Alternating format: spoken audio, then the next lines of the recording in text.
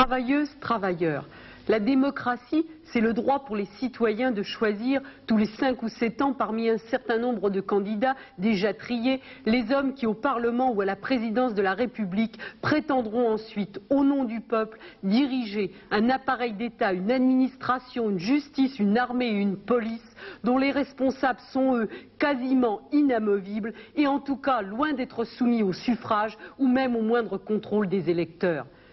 Les élus les plus proches de la population, les élus municipaux ou cantonaux sont ceux qui ont le moins de pouvoir. Et au-dessus, soi-disant pour faire appliquer la loi, il y a tout un appareil d'État gigantesque, centralisé, que les citoyens ne contrôlent pas du tout. Il y a des percepteurs, des huissiers, des magistrats, des policiers et des gendarmes. Il y a des papiers à remplir, des formalités à accomplir et d'innombrables guichets devant lesquels attendre. Il y a une immense machine pour laquelle l'homme n'est plus qu'un numéro de code pour ordinateur. Mais pourquoi cette administration omniprésente est-elle si inhumaine et impitoyable pour les petites gens? Pourquoi réduit-elle les hommes en dossiers, écrasant l'initiative et les libertés personnelles, sauf celles que procure l'argent, et encore à condition d'en avoir beaucoup? Et puis pourquoi faut-il que l'administration soit hyper centralisée? Pourquoi c'est le préfet et le gouvernement qui décident et pas les municipalités, plus proches de la population, même dans les affaires locales? Pourquoi cette immense et coûteuse machine à mâcher du papier, à réglementer tout et rien, à détruire les diversités qui sont les richesses communes à tous, à forcer toutes les minorités à passer dans un moule commun? Si l'État est gigantesque et centralisé à l'excès, c'est parce qu'il n'est pas, comme on le prétend, au service de la population tout entière, mais au service d'une petite minorité, plus ou moins occulte, dont il défend la fortune et les privilèges. Prenons la justice, ses décors et ses protocoles d'un autre âge pesant et ridicule. Cette justice est impitoyable avec les pauvres, mais elle se soucie beaucoup moins de faire appliquer les lois favorables aux opprimés.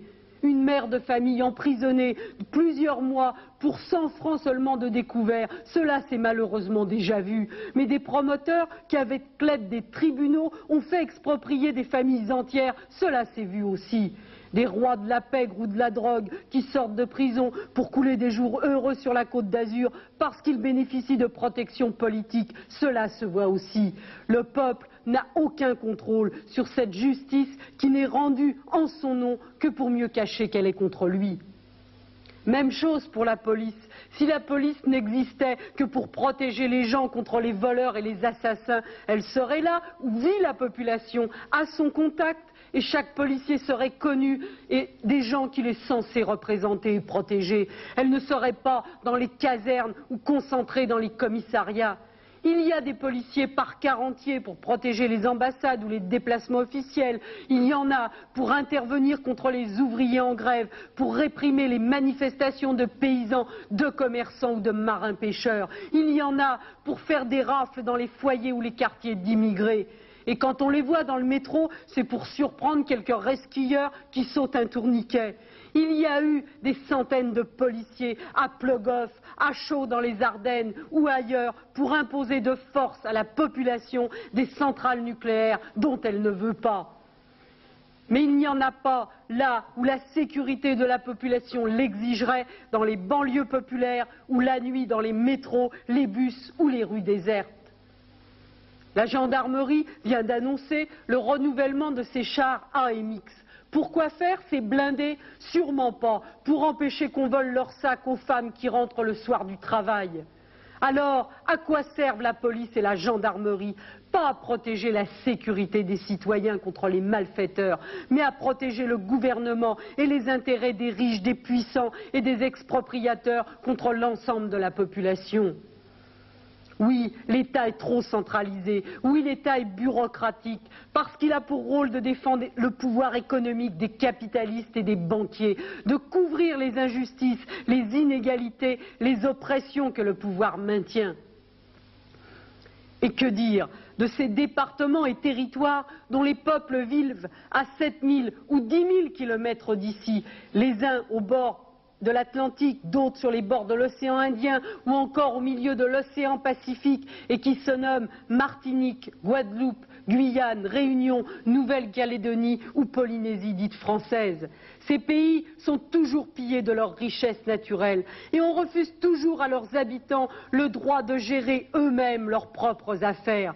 Les libertés démocratiques y sont bafouées, les élections notoirement truquées. Et quand on est ouvrier et que l'on se révolte, on y meurt encore sous les balles des forces de répression.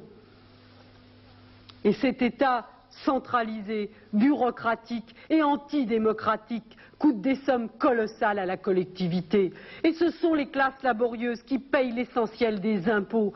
Non seulement des impôts directs, mais aussi des impôts indirects sur la consommation. Impôts hypocrites et injustes, où le retraité paye plus sur le nécessaire que le milliardaire sur le superflu. Sans parler de toutes les dépenses que l'État met indûment à la charge de la sécurité sociale, augmentant ainsi hypocritement les charges qui pèsent sur les salaires. Eh bien oui, l'État pourrait être à la fois bon marché et plus démocratique, car les deux sont liés. Si les fonctions administratives étaient vraiment des fonctions utiles à la population, la plupart pourraient être décentralisées et alors exercées par les citoyens eux-mêmes à tour de rôle et le plus souvent bénévolement. Dans les villages, les affaires publiques sont bien réglées par des élus locaux, municipaux, qui ne tirent aucun avantage financier de leurs fonctions. Pourquoi ne pas leur confier plus de pouvoir au lieu que toutes leurs discussions et leurs décisions soient rediscutées par l'administration et le plus souvent remises en cause par les préfets? On pourrait, en décentralisant, faire l'économie des préfets et ce serait à la fois plus démocratique et moins coûteux. Pourquoi donc le droit de décider devrait-il toujours être délégué à une caste de politiciens professionnels qui, même lorsqu'ils sont élus, ne sont ni révocables ni contrôlables pendant les 5 ans ou 7 ans de leur mandat, et à plus forte raison à une caste de hauts fonctionnaires, d'énarques et de polytechniciens en tout genre qui, eux, ne sont jamais élus par personne et même jamais connus de la population à la place de laquelle ils décident. Gérer démocratiquement les affaires ne devrait pas poser de problèmes techniques à l'ère de l'ordinateur et de la télétransmission. Avec les ordinateurs, demain, un préfet ou n'importe quel policier pourra instantanément tout savoir d'un citoyen. Mais pourquoi donc le citoyen ne pourrait-il pas tout savoir des affaires de l'État?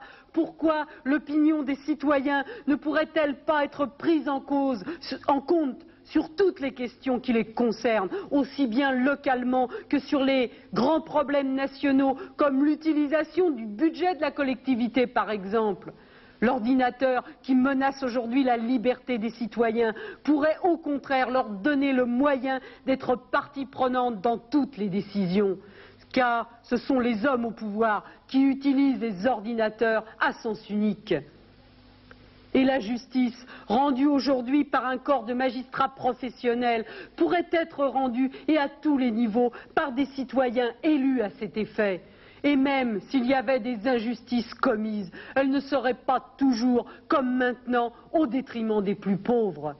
Est-ce que, par exemple, les tribunaux de prud'homme sont plus injustes que les autres? Eh bien non, au contraire. Les principales tâches de la police, celles qui concernent le service du public, la protection des personnes et de leurs biens, pourraient parfaitement être assurées par la population elle-même.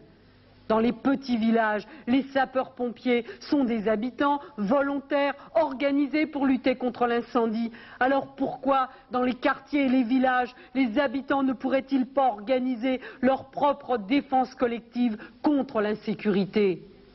Les quelques tâches techniques qu'il faut accomplir en permanence, les responsabilités des commissaires par exemple, pourraient être assumées par des gens élus par la population concernée au lieu d'être désignés par une bureaucratie qui échappe à tout contrôle. Seulement, évidemment, une population armée, entraînée, organisée, consciente de sa force et de sa sécurité, c'est ce que les possédants et ceux qui les servent craignent le plus. Parce que le jour où il y aurait une expulsion injuste, une expropriation abusive, la population pourrait s'y opposer et il deviendrait très difficile, voire impossible, de gouverner contre une population délivrée de la crainte, sûre d'elle-même et de sa force. assurer à tour de rôle les tâches de police et les fonctions administratives indispensables demanderaient du temps aux citoyens? Peut-être, mais pas plus que ce qu'on demande aujourd'hui aux jeunes gens obligés de perdre inutilement 1 an de leur existence au service militaire, ce qui revient à 1 semaine par an pendant 50 ans. Et si chacun, hommes et femmes, jeunes et vieux, consacrait 1 semaine par an à tour de rôle au service de la collectivité, cela serait bien plus utile, bien plus démocratique et infiniment moins coûteux. Oui, je suis pour une démocratie qui ne soit pas un simple paravent pour masquer le pouvoir des riches. Oui, je suis pour une démocratie qui n'oppose pas ceux qui décident à ceux qui exécutent. Oui, pour une démocratie où aucune fonction, et surtout pas celle qui permette d'empiéter sur la liberté d'autrui, ne pourrait être réservée à une caste de professionnels. Une démocratie où personne ne s'autoriserait à brimer ou à exclure la minorité, où au contraire toutes les idées, toutes les préférences, toutes les cultures, toutes les façons de vivre auraient droit de citer. Mais cette démocratie-là, les élections actuelles ne peuvent pas la donner, car le choix que l'on nous propose ne porte sur rien d'essentiel. Il porte seulement sur le nom de l'homme au service des puissants qui, pendant les 7 ans à venir, nous mentira de son palais de l'Élysée. Alors, au moins, travailleuses, travailleurs, servez-vous du premier tour pour dire, en votant pour la seule candidate qui soit une travailleuse, de quelle démocratie vous êtes partisans.